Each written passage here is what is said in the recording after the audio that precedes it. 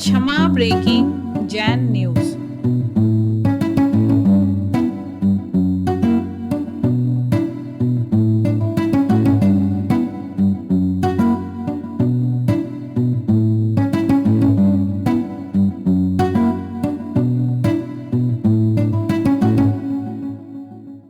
सारे निमित्त मिलने पर भारत देश मिलना, जैन कुल मिलना, जैन में भी सागर मिलना, सागर में भी चतुर्मास मिलना, चतुर्मास में भी विधान होना, विधान में भी आपका सागर में जिंदा रहना, मरे हुए नहीं हो, सागर में जिंदा हो, स्वस्थ हो, अनुकूलता है। ये सारे निमित्त मिलने के बाद भी यदि तुम्हारा भाव तद्रूप नहीं हो रहा है तो आगे आप बोलो वो कौन है। आजकल क्या आधी बात में बोलता हूं आधी तुम, इसलिए बोलता हूं आजकल बात से बहुत चलती कटिंग वाली है। आजकल ये इतना बड़ा पाप चल रहा है, इतना बड़ा पाप, इतना बड़ा पाप है, इससे बड़ा कोई पाप नहीं होगा। किसी भी प्रवचन की, किसी भी वक्तव्य की आधी कटिंग करके उतने पॉइंट को जलाना, जनता को भी उतने चला दिया बस अकेला, और उतना चला करके जनता, हालांकि जनता बाद में समझ जाती है, बाद में जब वो पूरा प्रवचन सुनती है तो कहती है कि कोई बात नहीं, लेकिन वो तो अपना पाप कमाई लेते, जनता तो बाद में सुलट जाती, कुछ बिगड़ने वाला नहीं है। लेकिन वो पापी तो इतना बड़ा पापी है कि वह अगले भाव में जन्म तो लेगा लेकिन पागल होकर जन्म लेगा, मंद बुद्धि जन्म लेगा। ये मंद बुद्धि कौन है? जो जन्मते ही बिल्कुल मंद बुद्धि होते हैं, 20 साल के हो गए, 25 साल के, कोई भी उनका डेवलपमेंट नहीं है। ये वही व्यक्ति हैं जिन्होंने अच्छी बातों को कठिन करके समाज को गुमराह किया होगा, उसका परिणाम है मंद बुद्धि होना, विक्षिप्त होना, पागल होना, मूर्ख होना। ये सब इसी की देन है। तत्प्रदोष निन्नाव माश्चर्य आदि ये क्या है? निन्नाव कर देना कटिंग करके, और समाज में गुमराह। थोड़ी देर के लिए शांति हो जाती है, लेकिन जब समाज को ओरिजिनलिटी पता चलती है तो बात की बात है।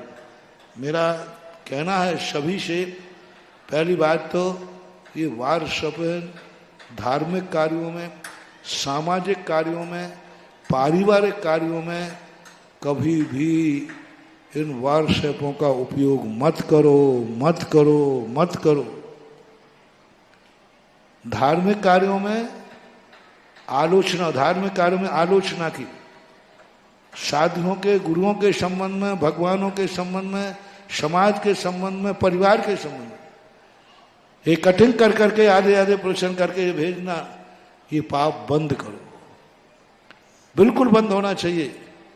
और मैं अपने भक्तों से कहना चाहूंगा, ये पाप मत कमाओ, ये पाप तुम्हारे लिए बहुत बड़ी दुर्गति का कारण बनेगा। जो बात है पूरी छापो, स्पष्ट छापो, तुम पूरा सुन करके छापो और कहो पूरे प्रवचन का सार है, उसमें से हम इतना दे रहे हैं आपको। लेकिन तुम तो कटे, उद्देश्य ही गलत रहता है। उसको मालूम है कि ये भाव नहीं है प्रवचन का, लेकिन वो गलत उद्देश्य से उतना ही प्रचार करता है। जिन महाराजों के प्रति उसको राग है ना, उनकी बात थोड़ी सी आएगी तो बड़ा चढ़ा के बोलेगा, और जिनसे द्वेष है उन्हीं के विरोध में जाकर उसको देखो महाराज के लिए क्या कहा।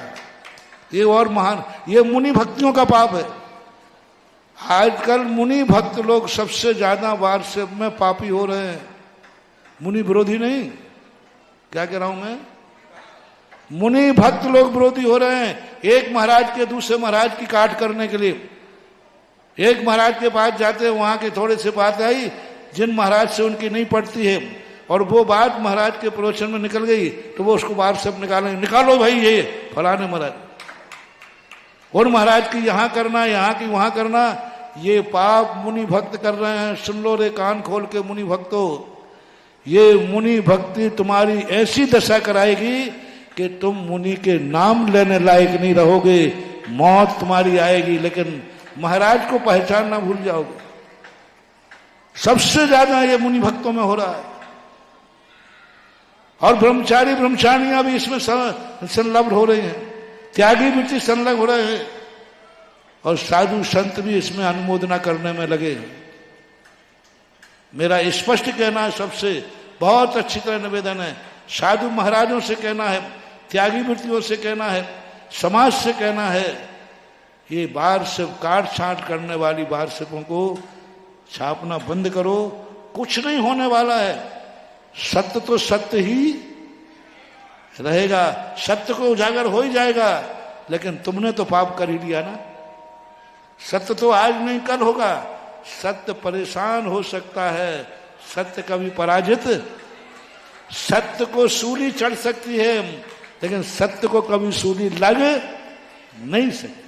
चढ़ सकती है लेकिन लगेगी नहीं, वो तो हो ही जाएगा उससे। मैं इसलिए नहीं कह रहा हूं कि तुम धर्म को बदनाम कर दोगे, मैं इसलिए नहीं कह रहा हूं कि साधु को बदनाम कर दोगे। सूरज कभी उल्लुओं के बहकाने से कभी सूरज बदनाम नहीं होता।